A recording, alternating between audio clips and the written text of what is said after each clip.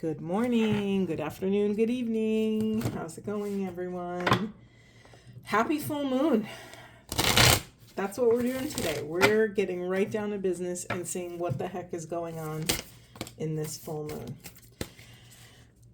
Okay, deep breaths, everyone. Spirit, thank you for being with us. What do we need to know about the full moon, about what this cycle is bringing into us? What are we confronting? What are the blocks showing up, and what are the solutions to those blocks? Anything else we need to know? That's a lot. Okay, let's jump right in. We have boundaries. I'm the boundary queen. I talk about it all the time. I feel like I haven't been talking about it enough in my readings, but in the early days, consent and boundaries. And I don't even mean in the greater sense. I mean, start with yourself. Are you in consent with your actions, your words, your deeds? All right, where do you need to establish better boundaries?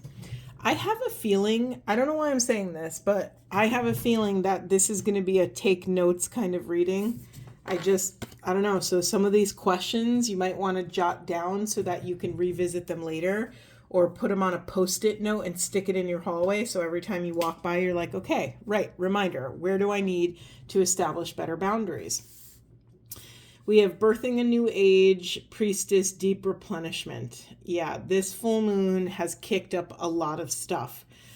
For those of you sensitive souls, everyone has their own relationship with these planetary energies. For me, I know because of the nature of the work that I do, I know it hits me about 2 weeks before it hits the collective. I truly believe that that's the divine way of like, hey, you go first, learn how to navigate this so you could teach others. That's just kind of been my mechanism. That timeline is just an approximate thing. That's what I notice about myself. So start paying attention to where you start to kind of feel the density. Okay, and then we have breaking the chain. Yeah, this is a strong time of actually retreating into the self. Now, I honor everyone has crazy schedules, and this is a really hard thing to talk about. Schedules and responsibilities and all these things, especially with parents. I have siblings. I have 7 nieces and nephews. Their schedules are crazy. Their responsibilities are insurmountable at some times. And so it's really, I always have them in my heart when I'm inviting people to carve out time in their schedule. Some people just don't have it. However, this is up to your discernment. There are some things that we sustain in this life that are not sustainable, and we will crash and burn if we continue to try to operate at the levels we operate, right? When you are trying to drive your car on empty, it doesn't go very well, right? And so, I have grace and compassion and empathy for the seemingly insurmountable or impossible view of doing this work, of carving out schedule or time or support.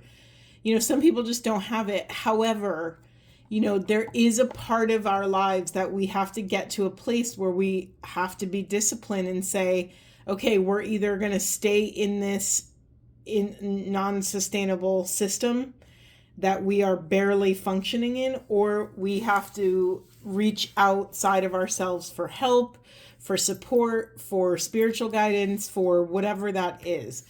And so I just wanted everyone to know that I have such profound empathy for this journey, and I ask you to call upon grace, because these moments are so difficult when we deeply confront ourselves and we realize the only person that's sort of the captain of the ship is us, right? Nothing's going to change unless we want it to, unless we take an action that's in alignment with that change. And even if you don't know what that change is, even if it's asking for help or going to a healer or a therapist or taking a class or whatever it is, it's like the call has to come from inside the house. Okay. These feel like separate messages here. We have this priestess card. I'm very drawn to this. How are you being called to step up and lead? I always love that when I go on a rant and then I go back to return to the core message, it's almost like I've already spoke about the message before I even read the cards. So how are you being called to step up and lead in your own life? Period. Let's start there, right? Start within yourself. Start within your family. If you've mastered those, which those are profound feats, so if you've conquered those two big things, which I believe most of us probably haven't, then you branch out to community, then you branch out to collective consciousness and that kind of work. Yeah, are there places in your life where you are being called to rise up or simmer down? These are different polarities of the same thing. I think it's hard to think about these things. When you think about, how am I being called to step up and lead? You think like, oh, I'm going to head up a project at work, or I'm going to become, the parent on the PTA, or I'm going to, start this side hustle, or I'm going to, they seem like really, really big things. But what if they're micro things? How am I being called to step up and lead my morning routine? How can I step up into the sovereign of making my breakfast? We don't understand this, but it's so important that we understand that the divine speaks in paradox. What is big is really small. What is small is really ginormous. When you open your fridge ready to make breakfast, you have an opportunity to lead yourself through that process of making healthy choices, of creating boundaries around maybe when you eat, how much you eat, what you eat. We have to realize that until we can master these micro moments, we have external things outside of us that can drain our power, that we can give our power away to. And listen, I'm not speaking outside of this. I too, probably forever, I will always confront these difficult moments of when I'm craving sugar and I really, I have to, call my spirit back from places it doesn't belong to, hold a boundary within my own, unconscious kind of mechanism, whatever that is for you. It could be spending too much time on my phone when I know I should go for a walk. It could be, we don't really think of sovereignty in these kind of like daily activities. But if you were on your throne, if you were the highest and best version of self, what choice would that version make? And that's kind of like what we're getting close to. And I understand that's an incredibly tall order, but we're at least starting to train our lens to even identify what that would be. Sometimes we're so deep in our own patterns, we don't even understand that there are other options. Oh, you mean you don't have to choose an abusive partner? Whoa, I didn't know that, because I just thought this is what love was, right? It's like there are these, and that's a big one, right? That's not just a little sugary treat at the end of the day. There are some profound patterns we have that have been running in the background in our unconscious that keep us kind of stuck in these stuck moving further away from our soul's deepest alignment, from our deepest peace, from our deepest fulfillment. Is there anything else, Spirit, here? Birthing new creations, dreaming a new world into being. Something that came out in one of my readings about 2 months ago, and I've been saying it everywhere I can, I've been saying it, and it's kind of in alignment with this energy or essence, is that I said we are holding a frequency of a planet that does not exist yet. And that might sound like a cool sentence or something, but really what the reality of living in this finite vessel, this physical body, holding this deep knowing in our cells, in our fascia, in our DNA of what's possible on the planet, means that we're also sort of in a constant state of yearning or of, at minimum, separation, right? We know where we want to be and we're not there yet. We know what's possible and we're not there yet. And again, this could be conscious, this could be unconscious. For me, this is my work. This is my mission and purpose. I'm going to say it again because I think it's a good practice for us to really figure out what our soul mission is. But my mission is to shift collective consciousness towards authenticity, unconditional love, and infinite oneness. That's why I'm a transpersonal educator, because I'm inviting people, I'm teaching people how to actually functionally live and embody this oneness thing and still live in this very finite, separate world, right? It's like how do we embody two ends of the spectrum? This also leads into my twin flame path because it's the same thing. It's the alchemical union of opposites. It doesn't matter if those opposites are feminine and masculine. It doesn't matter if they're playing small, playing big. Doesn't matter if they're,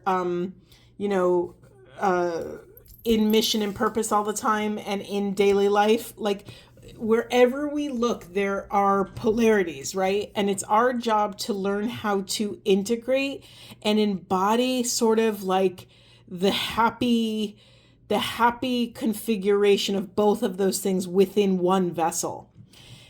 It's not an easy path. It's been really intense and effed up at a lot of times. And it's exhausting. I've spent the last 2 weeks doing deep relationship work. I also laugh because there's that show Couples Therapy. It's on Paramount Plus. It is a Showtime show. And it's so popular, right? Like, I just love witnessing when these little blips in the collective get really popular because it's satiating something that people are craving, right? People, I think it's so successful, which, by the way, I'm very shocked that people, choose to do it, choose to step into this process, this very deeply personal, vulnerable, private process on camera. I give them so much credit, and I pray for all the couples like every episode because, that's out there forever. Their process, it takes a massive amount of vulnerability and humility. And yeah, maybe a little bit of ego to want to be on camera and to want to show your crap on camera. It's really intense. However, zoom out a little bit, and what is the collective resonating with this show? You're seeing people in the trenches of their authentic selves, and you're seeing a therapist hold this unconditionally loving hope that they can get to the other side of this tumultuous river, right? There's this hero's journey in this wonderful cycle. And I think at this very chaotic time, in this political climate, in this energetic climate, I think people have hope. It gives people hope. It gives people hope that, they too are worthy to go through their dark night of the soul and be met with love and grace and kindness. Sorry, I'm getting emotional because this is why this work is my whole mission and purpose, and to teach people kind of how to do it themselves.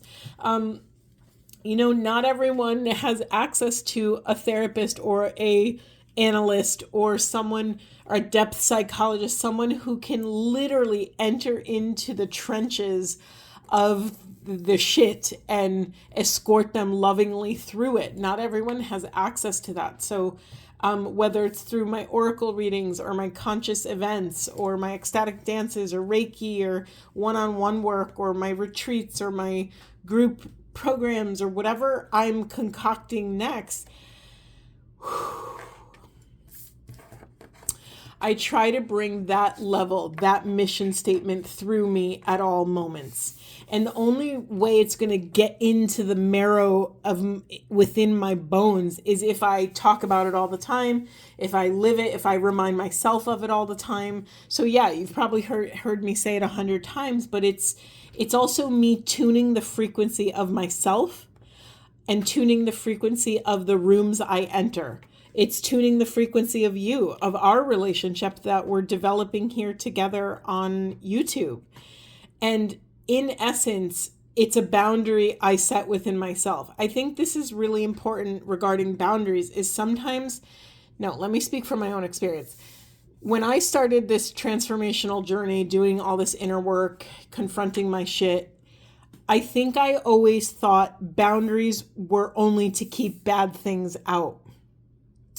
It took me a few years into it to understand that boundaries also keep good things in. And we have to have, we can't just be fenced in, right? We need a way out as well. So we need a gate in our fence. We need a gate in a window, a doorway in our boundary so that we can venture out and people can venture in a healthy, consensual way. And so part of the external boundary of me talking about my mission all the time, just saying it, words have power. Words have magic attached to them. When you speak intention into something, it animates the space around it. It animates your little bit, your little piece of land of the grid of unconditional love and infinite oneness. We each have a little plot of land on this in this quantum field that we get to have dominion over, right? We are in control. That's the free will piece of all this. And you can use your little bit of the quantum field to plant beautiful things, or you could plant more pain and suffering, right? We have the power to make these choices. And so it's up to us to tune in and listen to our intuition to where our soul is calling us, and then create and establish a boundary that reflects that reflects where we want to go, how we want to be in the world, what helps us be that way, right? I'm trying to think of a good example. No, I'm going to just keep going. Okay, Spirit, is there anything else we want to dive into about this? Okay, thank you. We have this Break the Chain card, Ancestral Patterns Healing, Rewriting the Future. Again, I sort of said this without even reading this card. We have to get it into our heads how powerful, and our hearts. Our hearts also have to believe that we're actually this worthy, that the divine created the universe in a way where we are not excluded from it, that we are one with everything, so that what we change within ourselves changes within the collective. Do you understand like how like it's almost making me think of I don't know if this is a good example, but I'm going to tell you anyway because it flowed into my heart. Like a marionette doll or like a puppet. And it's like we are both the puppet and we are both the one controlling the puppet. We are the quantum field controlling us, and we are us controlling the quantum field. We are not other than those things. And there's no you can't really have a hierarchy because you embody both things. That is something that during my different moments of extreme awakening and transcendence, I have seen over and over again messages of oneness, that we are literally like when we pull a thread, when we move our hands a little bit, we immediately affect the collective consciousness. We are not other. So I say these things and I go off on my soapbox and my rants and all my little things with profound respect and love for this sacred awareness, this sacred relationship. And I talk about it so much to hopefully plant seeds in you of empowerment, of self-love, of love of other, of understanding how much, like, look at this card. I just saw it. I usually don't really look at the image because I'm in my own stuff, but look at this human. Look at this human. And she has all these spirals around her, which to me, like, this is symbolic of energy, right? The spiral is the sacred spiritual path. And when you look at it, it sort of looks like all these hands are trying to control her. But she has her hands out and she looks centered and grounded, right? This is the boundaries card. It makes sense why they're showing us this image. But to put it into the structure that we've created here together,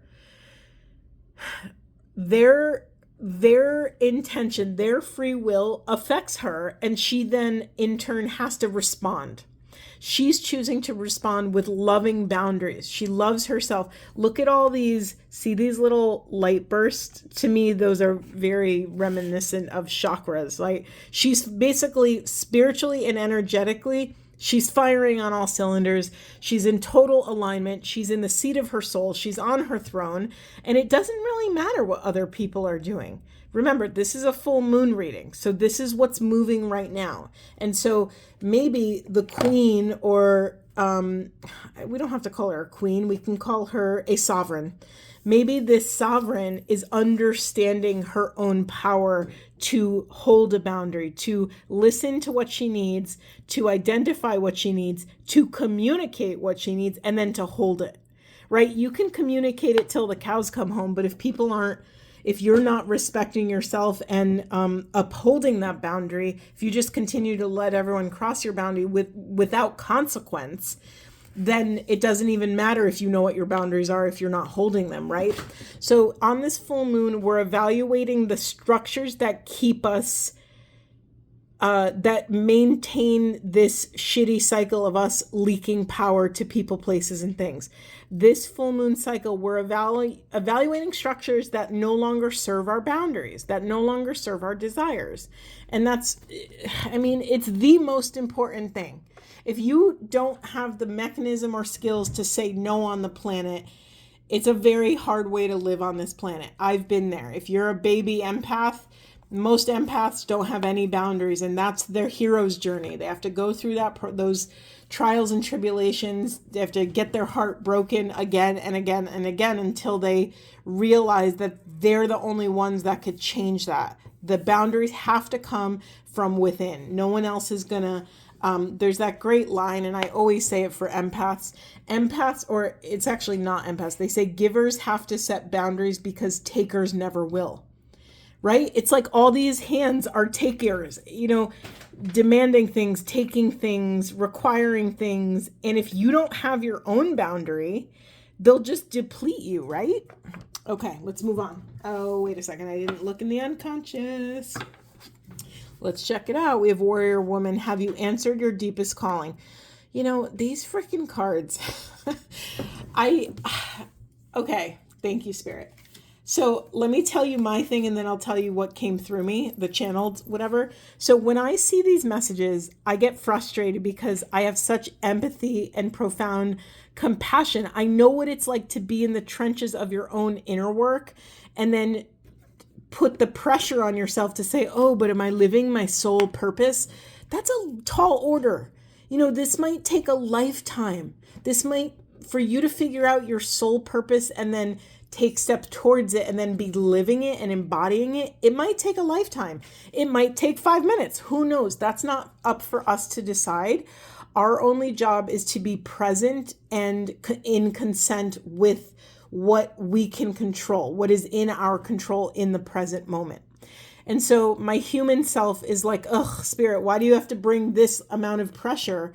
Like, have you answered your deepest calling? Because my perception is colored by the lens of my own experience. And so I have wrestled with soul mission and purpose. And then somewhere along the way, I got knocked in the teeth enough times to realize, oh, right, my deepest calling also includes my deepest calls from inside my vessel, my deepest pleasure, my deepest joy, my deepest desires. I think when we hear calling, we associate it with vocation, with mission, purpose, fill in the blank. But also calling is like, what's calling you? Are you being called to leave your job? Are you being called to set a new boundary? Are you being called to let go of that friend group or that friend that every time you talk to them, they bring you down and their problems become your problems and you both are stuck in this codependent trauma bond? It's like we have to break sort of those associations. We have to honor that every call you get, every call is an opportunity for you to step into your power. Every moment you wake up is this opportunity to tap into infinite potential. Every day that you wake up, you get an opportunity to make a choice that could potentially affect your entire life. Carolyn Mace has a great video on this. She actually just posted. This is probably why I'm saying it, because she was basically, I think the title of it is something like, why do we go through these initiations, like these deep dark nights of the soul and all of these pain and struggle and blah, blah, blah. And long story short, it's to get us to grab our power, right? Like no one's going to hand it to you. You have to actually grab it. You have to get so fed up with how you're living or how people are talking to you or how broken your heart is over and over and over again until you wake up and say, no more. Like it's like the pain. You know, this is hard to hear, but this is why so many people awaken through pain and suffering. It's because, you know, at some point, the life force that is still the divine part of yourself that is still in there fighting the good fight eventually says, no more. Screw this. I'm living a different way. There has to be a better way than the way I've been living. Okay, so that's the Karen personal narrative that came up. That's my teacher response. The channeled response here is, okay, for some of you, you're pushing your calling into the shadows. You know, catch yourself with how you talk about your deepest desires. Really, like babysit, parent the part of you that, you know, rolls your eyes when you're like, oh, I've always wanted to be a dancer, or I've always wanted to help people do this or teach people that, or I've always wanted to have a glamping business or an Airbnb business, or I've always wanted to teach people how to snorkel. I don't know, whatever it is, careful with how you talk about your deepest desires. Some of you don't think there's still a big percentage of you that still don't think you'll ever be able to step into your power, that it's actually possible for you to pull it off. Hold space for that. Honor the wounded parts of yourself that are just where they're at. It's okay. Let them be there. Let them speak. Right? Like nothing's worse than when you're suffering and you a friend or family member's like, oh, just buck up and be positive. It's so dismissive and it hurts our hearts. So make sure you're not doing that to the part of yourself that is suffering. So really parent that part. Let it out. Maybe journal or maybe voice record yourself. I'm a talker, as most of you know. I really love voice noting. There's something profoundly therapeutic. I do it with all my friends. I mean, we're in the like Olympic voice note class where my friends send me like 45-minute voice notes, and it's essentially my personal podcast, and we're doing deep work, and it's okay. That might not be within your boundary, and that's okay too. But I'm inviting you to let this shadow come into the light. I'm inviting you to give it a microphone, to give it a platform, to invite this part of you that doesn't think you could ever get out of it to the dinner table. Leave a seat open at the dinner table and just have a conversation with it. Just listen to it. Ask it powerful questions if you feel that's in alignment, but just show up to this part of yourself with love instead of criticism, instead of yearning for something else. All it's yearning for you to do is to be with it in the darkness. That's it. Okay. Whew, 28 minutes already. All right. Where are we going next, Spirit? Let's get some, yeah, I want to get some, nope. Thank you. I've been corrected. Let's get some of these galaxy cards. What is this deck called? Gateway of Light Activation. I don't know why I say galaxy every time. I was way off. Thank you, Spirit. We have Order of Melchizedek. Embraced by the light, mission uncovered, don't give up. You know, we're talking about mission, calling, vocation. Listen, your mission might be to eat healthy today. It might be to get 10,000 steps in. It might be to get some fresh air and turn off your phone before you go to bed. It's really important that you don't put this external pressure to just kneel at the altar of whatever's moving in your life. I'm telling you, when you kneel with devotion, open, aware, and awake, and lean in instead of leaning away, when you lean towards these pieces of self, they will tell you what they need. And then it's up to you to give that part of yourself what it needs. Yeah, don't give up. You're like right at the threshold. I'm very drawn to this portal. It's like you're standing in the doorway of your new life. Imagine if you gave up, right? And by new life, I mean new awareness, new way of showing up in the world, new way of orienting yourself when you walk into a room. Maybe you're not so intimidated. You're like, oh, well, shit, I've been through hell and back. Like, this public speaking is like a joke. I could do this all day, right? Like, things that used to have power over you, you're going to realize through this full moon portal that they no longer have the same hold on you. We have stellar gateway activation, infinite potential, manifestation vortex. Didn't I talk about this? This is the Carolyn Mace video. This is the every single moment that you have an opportunity to make a choice. You have one of those choices is to tap into this infinite potential that could change your life in every single moment. Whether that looks true to you in 3D doesn't really matter. It's true energetically. This is really important that you get this. And forgive me if I'm not explaining it well, please ask questions. I'll explain it 100 other ways if I can. But we just have to really absorb this concept that in any given moment, we have a smorgasbord of options, that we are invited to this elite banquet. We got this invite to this elite banquet, and there's just an infinite amount of options. And by you don't have to do anything with the infinite options, because that could get really overwhelming, right? When you have too many options, that can debilitate us, right?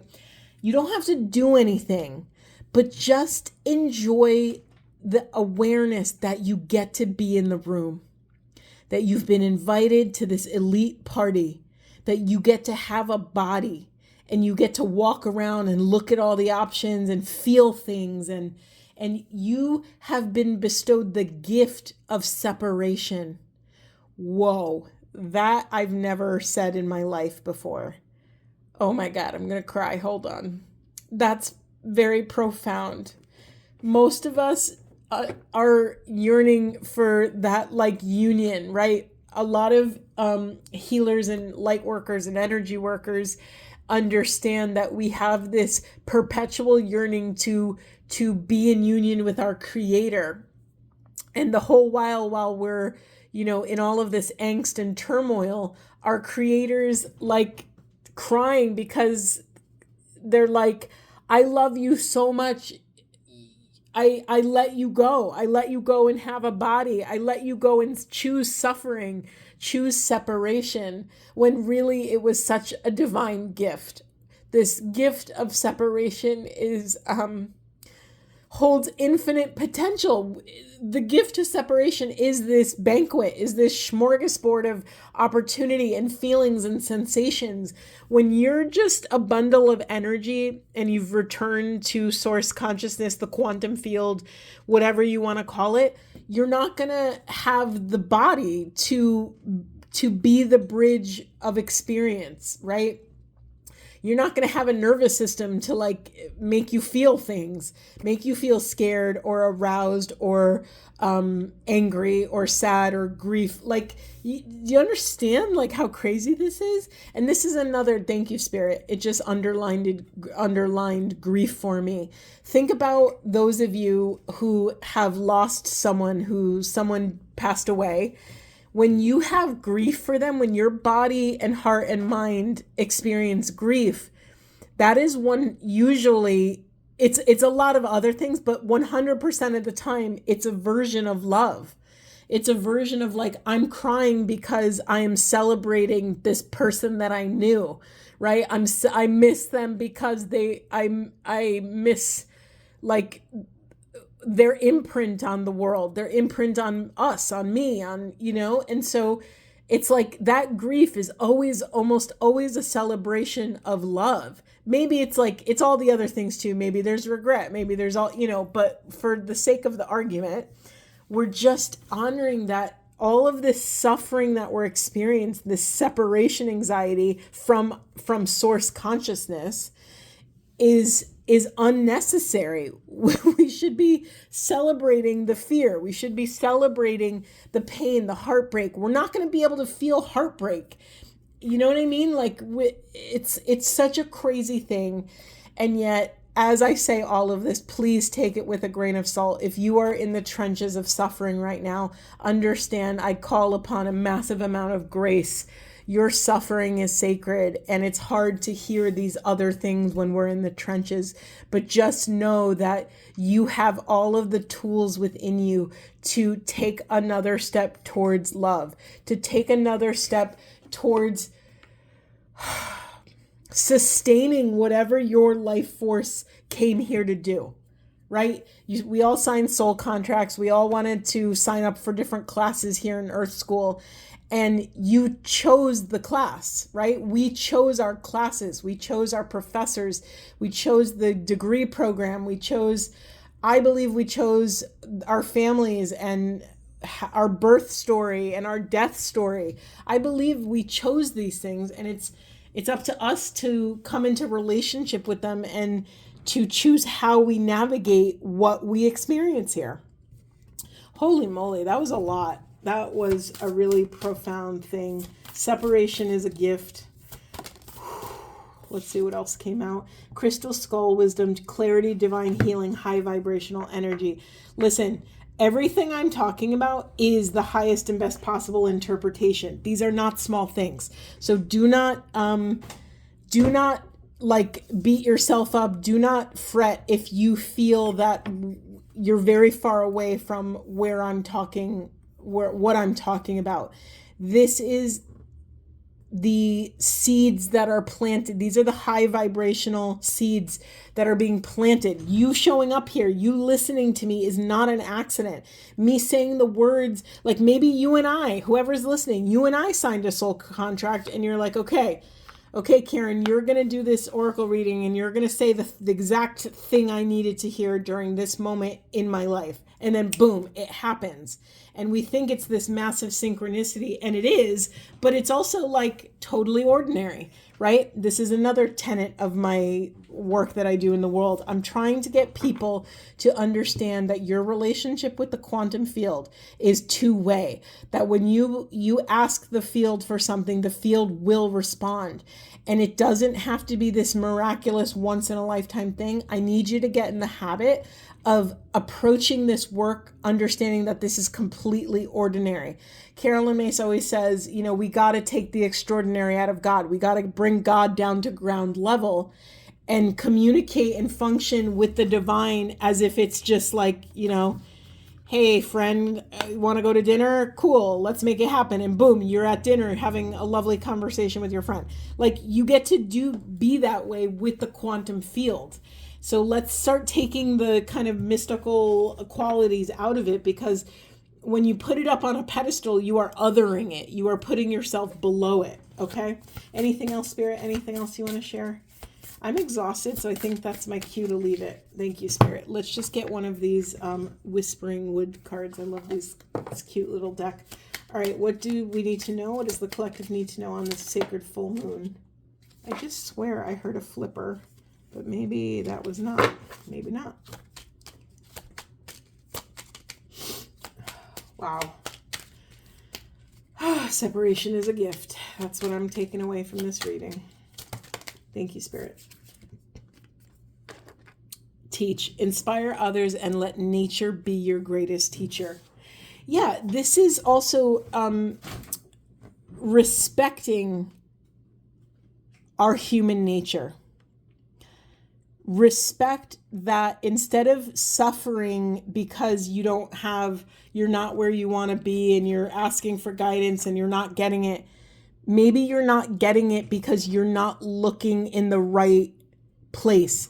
It's like your package was delivered, but it's at the back door and you're standing on your front door, saying, woe is me, and suffering because your package hasn't arrived, but it's literally just sitting at the back door. So there's something here around, instead of praying or reaching outside of yourself for something, be a student of your own human nature. Be a student. Listen to the wisdom of your own body. Listen to the wisdom of your own experience, your own pain, your own pleasure. Really beautiful message here. And then we have the night. Find comfort in the night where the world switches off and the stars burn bright. Okay, I don't know why we're on this pain kick, but it is. When I read this immediately, it was like, find comfort in your dark night of the soul. This is your moment to be alone with the divine.